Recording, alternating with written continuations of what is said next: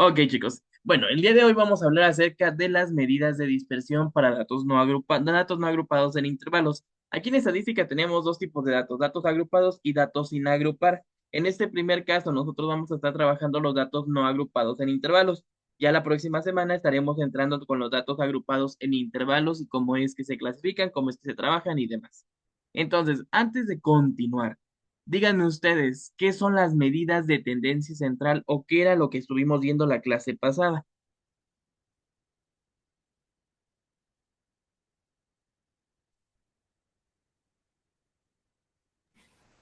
¿Qué fue lo que vimos la clase pasada? ¿Quién me recuerda? Estuvimos viendo lo de la media, mediana y moda. Ok, ¿qué más? ¿Y qué Era eran las medidas en como, general? Como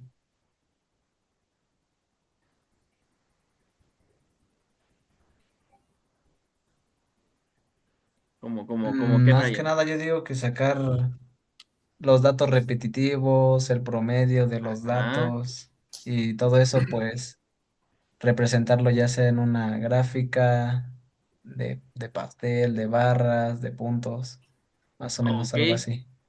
perfecto. Efectivamente, como ustedes lo dijeron, tenemos tres medidas de tendencia central, que es la media, mediana y moda. Y de lo que buscan estas tres medidas es resumir en un solo valor a todo el conjunto de datos, es decir, a los 20, 50, 80 datos que nosotros tengamos, pues bueno, los vamos a resumir en uno solo. Por eso es que teníamos una media, una mediana, podíamos tener más modas, pero bueno, esas dependían, el chiste es que tratemos de resumir, ¿no? De basarlos en uno solo. Ahora, vamos a ver lo que son las medidas de dispersión. Las medidas de dispersión nos ayudan a comprender cuán separados están los datos entre sí respecto a un valor central, que en este caso nuestro valor central pues sería la media. Hay tres medidas de dispersión, perdón, que vamos a emplear o vamos a analizar en este caso. Lo que es el rango, o también se llama carrera, que es ver del dato más pequeño al dato más grande, cuál es el espacio que abarca todo el conjunto, la varianza y la desviación estándar, que son medidas que vamos a hablar en un momento.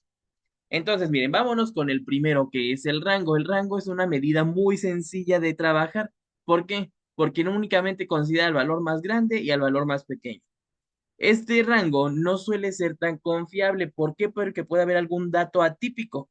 Este dato atípico nos va a alterar toda la medición. Vamos a suponer, estamos midiendo la temperatura registrada en todo junio, ¿no? En junio que ya pasó. La temperatura que se registró, como ustedes recordarán, este junio estuvo lloviendo mucho, entonces la temperatura no estaba tan elevada o algo así, quiero suponer, ¿verdad? Entonces, suponiendo que en todos los días marcamos temperaturas, no sé, de 26 grados, 26, 27 grados todos los días, pero hubo un día en el que no llovió y hizo mucho calor. Entonces, ese día subió la temperatura hasta 32 grados. Pues bueno, ese día que se sale de control o que se sale del rango, va a alterar mucho nuestra representación. ¿Por qué?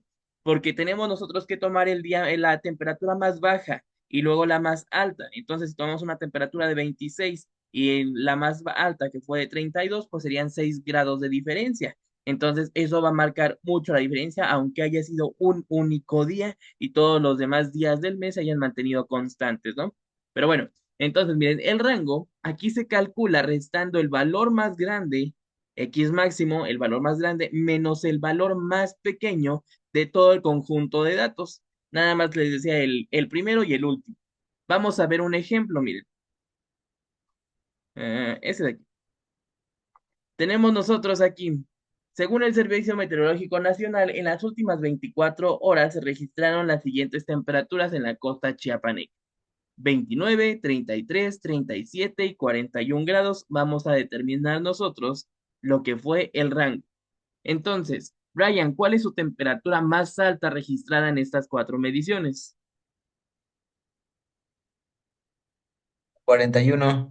Entonces vamos a restar 41 menos, ¿cuál sería la más baja, Lupita?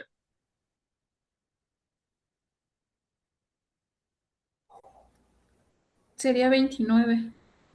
29, correcto, 29 grados, y entonces restamos 41 menos 29, que si mi matemática no me falla, son 12 grados, ¿verdad? El rango serían 12 grados. ¿Sí? Y así de fácil, muchachos. ¿Alguna duda con el rango?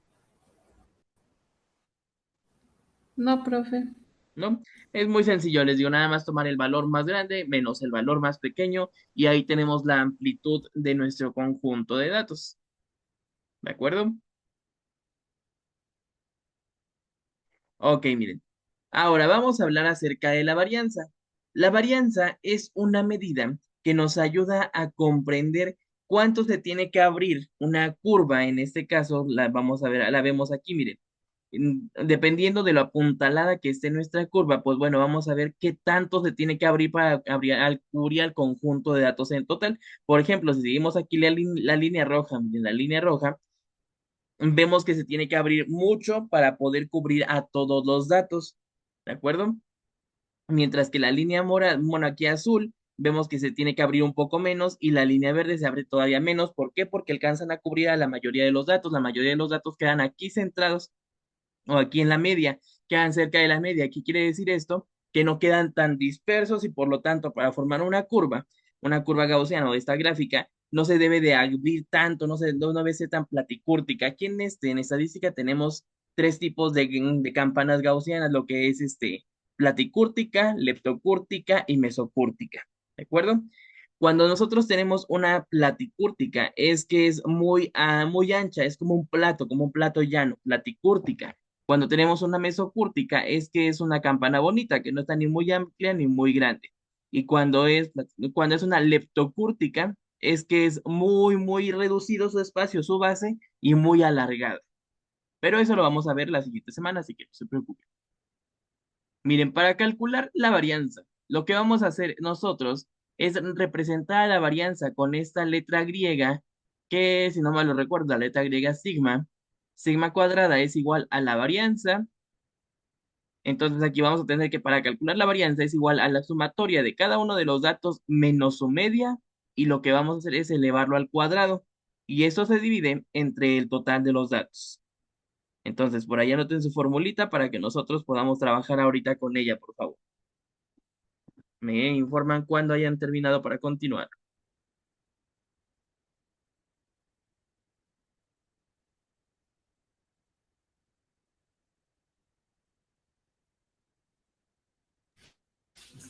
Listo, profe. ¿Listo, Lupita? Muy bien. ¿Listo, Brian?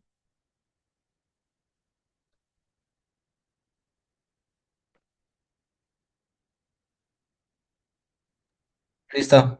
Perfecto. Entonces, miren, vamos a realizar aquí la varianza del mismo caso que teníamos. Déjenme copio esto de aquí. Miren, vamos nosotros. Primeramente, si ustedes se dan cuenta, nos dice que vamos a restar cada uno de los valores menos la media. Entonces, lo primero que tenemos que hacer es obtener la media. ¿Por qué? Porque no la hemos calculado y entonces, pues si no tenemos ese valor que se nos pide más adelante, no vamos a poder con él trabajar, ¿verdad? Entonces, para calcular la media, déjenme la pongo y miren con estos.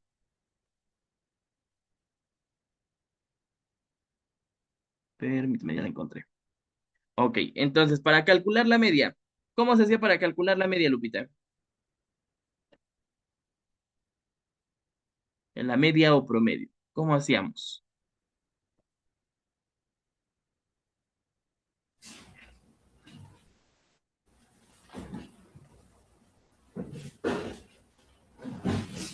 Para calcular la media, ¿cómo se le decía?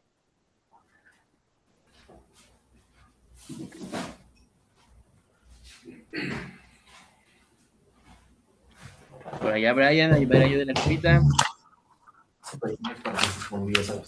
Sumando todos los valores, en este caso ya Exactamente. sería 29 más 33 más 37 más 41. Ajá. ¿Y entre cuántos valores son? En este caso son cuatro valores. ¿Y cuánto nos quedaría al sumar todos estos y dividirlo entre cuatro? ¿Me ayudan a hacer la operación, por favor?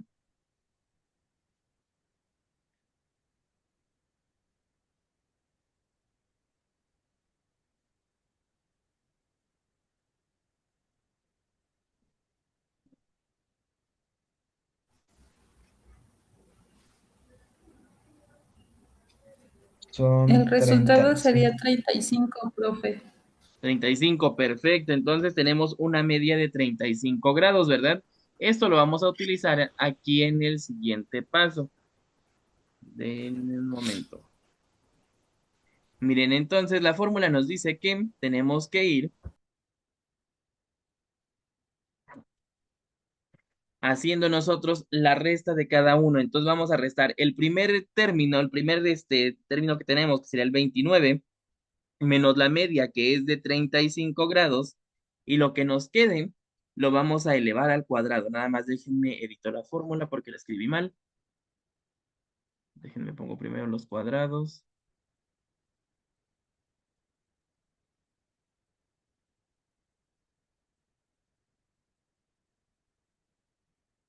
Ok, perdón. Ok, entonces serían 29 menos 35 y lo que nos quede al cuadrado. Posteriormente más, y vamos a poner ahora el siguiente que es 33 menos 35 y de igual forma se eleva al cuadrado. Posteriormente otra vez vamos con el siguiente dato que serían 37 grados menos 35 y lo que nos va a quedar lo vamos a elevar al cuadrado. Y ya para finalizar, sumamos el último término que serían los 41 menos 35 y lo que nos quede se eleva al cuadrado. ¿Sí? ¿Alguna duda hasta aquí, muchachos?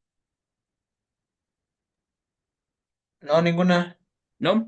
Y se dividiría entre el total de datos, que en este caso son cuatro datos, ¿verdad? ¿Sí? Entonces vamos con el siguiente paso. El siguiente paso, pues va a resultar de hacer las restas. Una vez que tengamos las restas, pasamos a elevar al cuadrado y pues prácticamente con eso se cierra el cálculo, ¿no? Vamos a hacer primero esta resta. ¿Cuánto es 29 menos 35? -6. Menos 6, correcto. Entonces quedaría menos 6 y luego 33 menos 35. -2. Menos 2, muy bien. 37 menos 35. 2. 2, muy bien. 41 menos 35, 6, ¿verdad? 6. Excelente. Entonces ahora vamos a elevar los cuadrados o vamos a hacer el cuadrado de cada uno. Denme un momento. Que sería entonces, ¿cuánto es menos 6 al cuadrado? Menos 6 por menos 6. ¿Cuánto sería menos 6 por menos 6?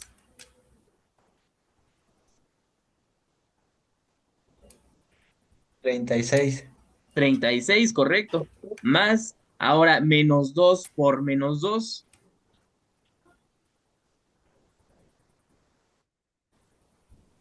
4. 4, muy bien. Después otra vez vamos ahora 2 por 2. 4. 4, excelente. Más 6 por 6. 36. Y lo que nos va a quedar se va a dividir entre 4. Entonces, ¿me ayudan a hacer la suma, por favor? ¿Cuánto es 36 más 4 más 4 más 36? 36. ¿Cuánto sería la suma de todo?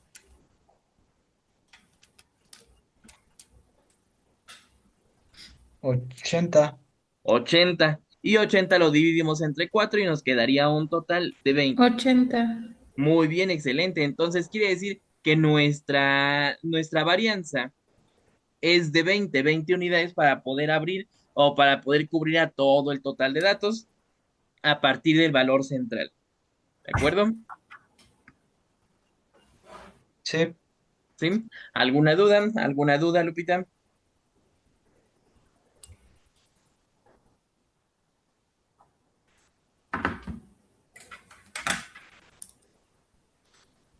¿No? ¿No hay dudas? No, profe, ninguna. ¿Todo bien? El día de hoy no se corta, ¿verdad? Sí, sí me pueden ver la imagen todavía. Sí, sí, sí. Ok, perfecto. Entonces, Sí, miren, profe. vámonos. De repente se corta el audio. Ay, perdón, es que mi internet anda medio chafa, disculpen ustedes. Pero bueno, vamos a continuar, miren.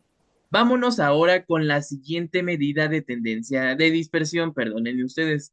Es la medida o la mejor conocido como desviación estándar. Esta desviación estándar es complementaria a lo que es la varianza.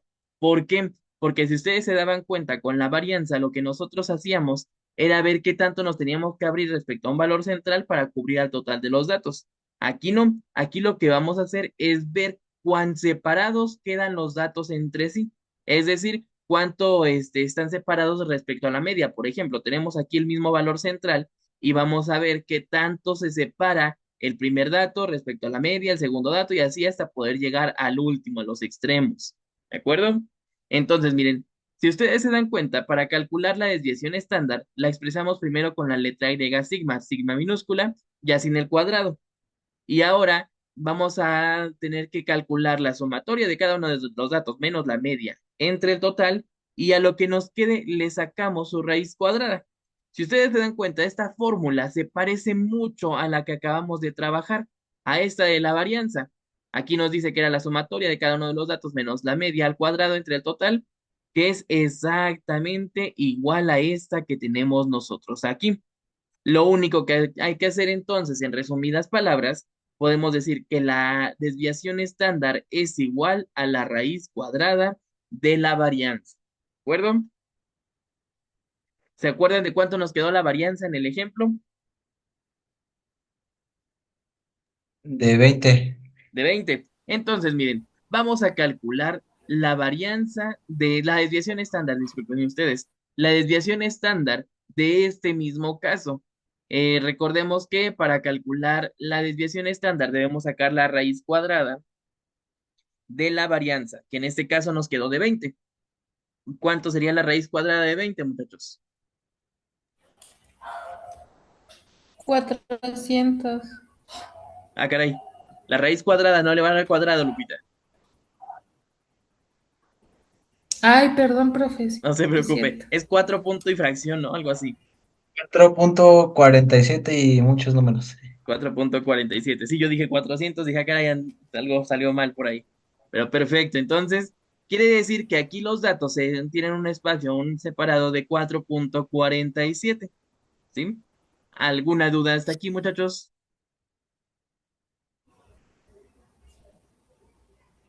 No, profe. No, ¿No? ninguna.